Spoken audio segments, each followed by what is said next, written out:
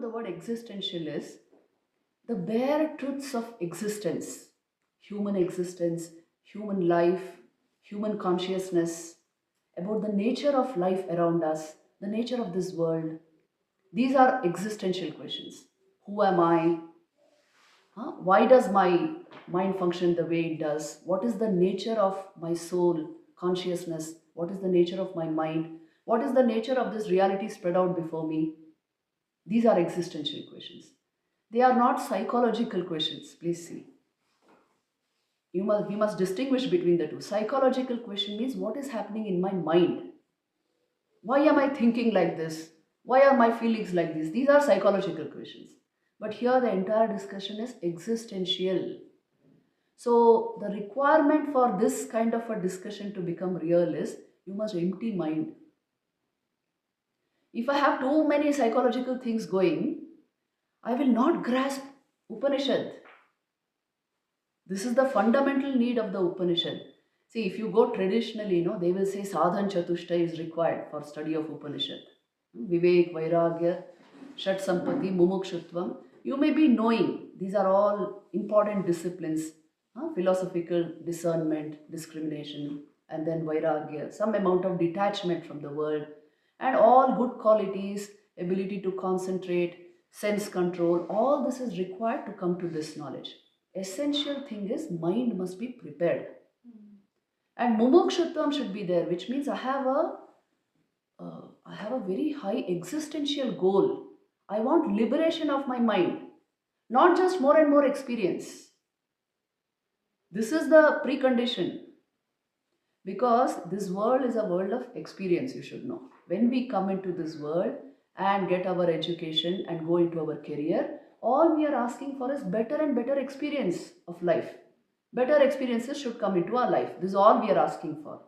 Now, the reach of the Upanishads goes far beyond this. I am not just wanting more and more experience, I am wanting the very crux of truth that there is to this human life. I am wanting to know the nature of myself, self-knowledge. That is the purpose of the Upanishads. So then the ways of our mind should be little different. That is the essential precondition for the Upanishads. As it is important to have good memory, it is also important to empty memory. Life is nothing but a chase after good memories. You want good experiences because you want good memories. Even in old age, I should be able to think of them. But there is something called empty memory. There is one very beautiful Bhagavad Gita verse, Sarvasya chaham hridhi sannivishto matta smritir jnanam apohanam cha vedaischa sarvai ahameva vedyo vedanta kridve davideva chaham. Krishna is telling Arjun, I am the knower of the Vedas and the purpose of the Vedant, the purpose of the Upanishads. And I dwell in the hearts of all beings as the self, as pure consciousness. And from there, I impel them towards Vidya, knowledge, towards Smriti, memory, and towards Apohanam. Apohanam means forgetfulness also. Now, don't underestimate what this forgetfulness means here. It is important to forget what is not required. See, to come to the Upanishad, I told you empty mind, empty memory is required. You must be able to put aside what does not build your life, what drags the mind down, what is not required, the negativities, all kinds of memories in our minds, all kinds of experiences. See, everything has impressions, on our mind. And they are stocked as sanskars, vrittis and sanskars.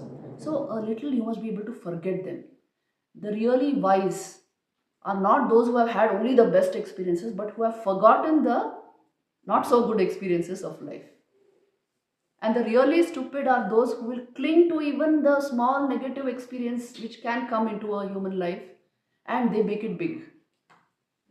They make it big, and that victim mode, it's called victimization. Yes. Catastrophizing. These are all cognitive distortions. If we don't know how to handle mind and think correctly, our mind will take us for a ride. And this will be, esoteric knowledge only for yogis, some special type of people only can do this.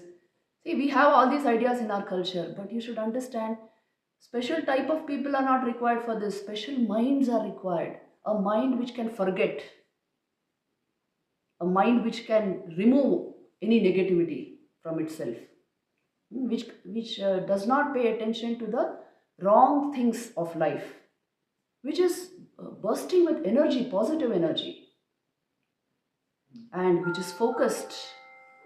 That type of mind is required. So this we have to personally take care of before we begin the Upanishad. That is why you see Bhagavad Gita, all these texts, they are actually telling us what is required for this level of knowledge. In fact, we waste enormous psychic energy when we are, when you apply your mind to negativity, your pran shakti is getting blocked. So mind will never achieve clarity. So Upanishad will become esoteric knowledge. This is the scheme. So take care of your mind here.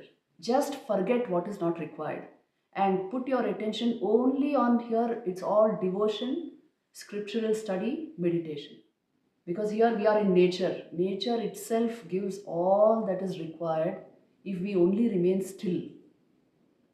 And if the mind is overworked, working along all kinds of, then that's why Lord Krishna is saying, Apohanamcha, I also give forgetfulness. Learn to utilize it.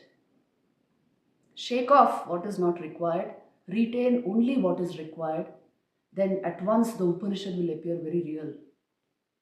So with this mindset, we have to go into Upanishads. That is why you see the initial peace chant is saying, Bhadram karnebi shruyamadeva, Bhadram pashyed makshabhirya jatra, which means let my ears and eyes and everything see only what is auspicious.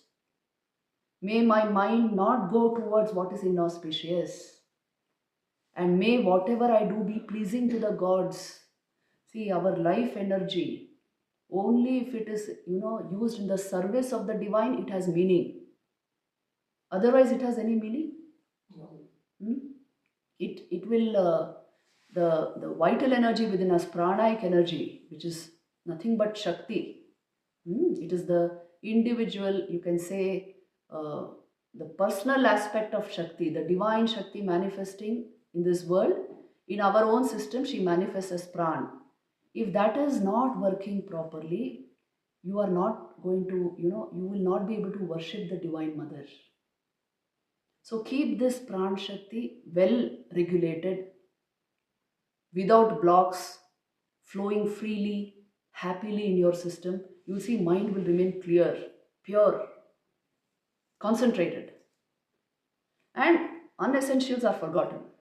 Bas, that is the real positive human life. The positive human mind will automatically go into the knowledge of self. Because before you ask, what is this world about? What is God about? First question which should come is, who am I? What am I about? What is the nature of this I sense within me? If this much has come, already you are fit for Upanishads. Once somebody asked, of course, Thakur used to say, this is the only goal of human life. Sri Ramakrishna says this, you remember? Once somebody asked Raman Maharshi, am I fit for this knowledge? He said, as long as you say I, you are fit.